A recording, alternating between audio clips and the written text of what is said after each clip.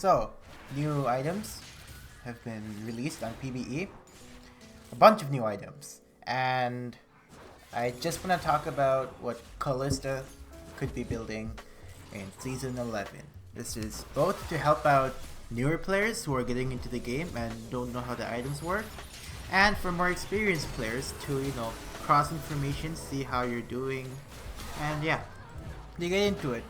Let's talk about Mythic items first. Now, Riot does say that you should be rushing your Mythic items. On every champion in the game, they recommend the starting item, and then they tell you to buy one of 3 Mythic items, whatever class your champion is. So for Kalista and every marksman, they'll give you a choice between Gale Force, Immortal Shield Bow, and Kraken Slayer.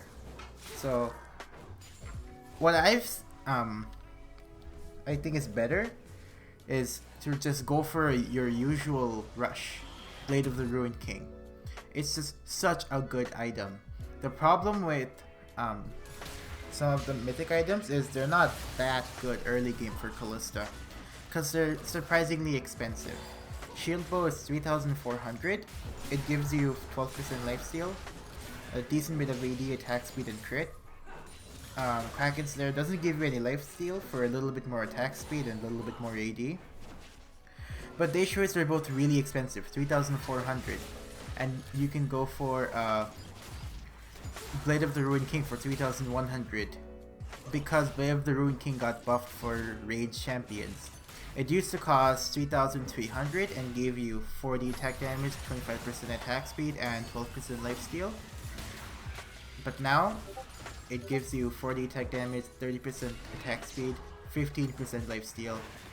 And for melee champions, instead of doing 12% current health on hit, it's 10%. So it is better. The active is gone, but not exactly. A slightly worse, but also better version is taking its spot. It's better for range champions and worse for melee champions, because it's not an active which you can use from range. You have to attack 3 times to proc it. So range champions can proc it easier. Melee champions, it's harder. And that's the point of Blade of the Ruined King. It's meant to be a marksman item. So Blade of the Ruined King is now 200 golds cheaper. Much better item rush because it gives you more stats.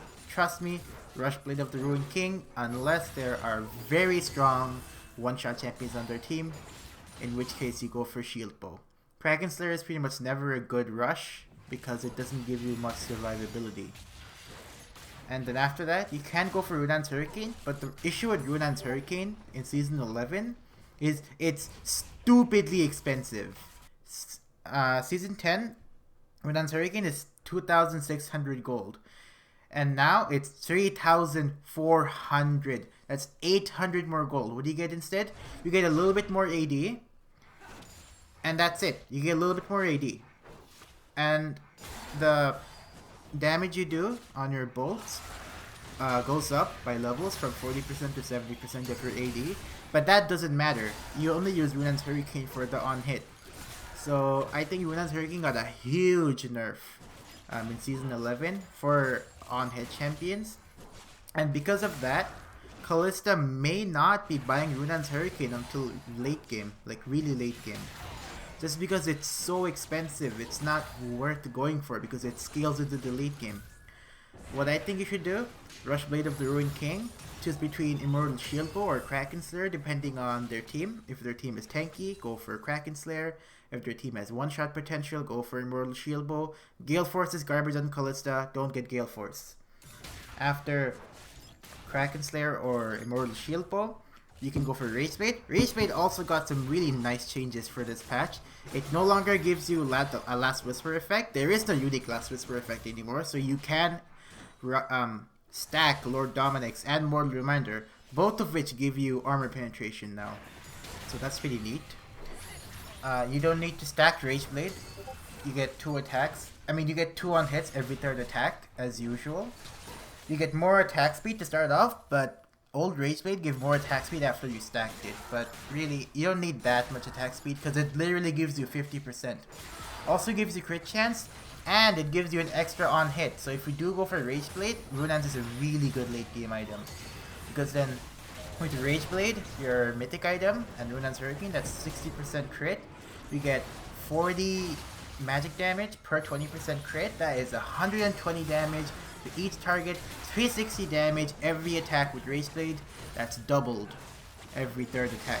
That is a lot of extra damage, but with only a 60% crit. And then after that, you can go for a Bloodthirster for 80%, or a Lord Doms, or a Mortal Reminder. Really, your core items are still Blade of the Ruined King, Berserker's Greaves, a Mythic item, and somewhere in the late game, Runan's Hurricane, and everything else in the middle is just situational. You can go for Bloodthirster, Rageblade, Lord Dominic's Regard, Mortal Reminder, as I've said, all of these. You can also go for Wit's End. It got a bit of a change, but it's more or less the same item. There's a bunch of items you can go for. You can even go for crit, to be honest, because crits do less damage now.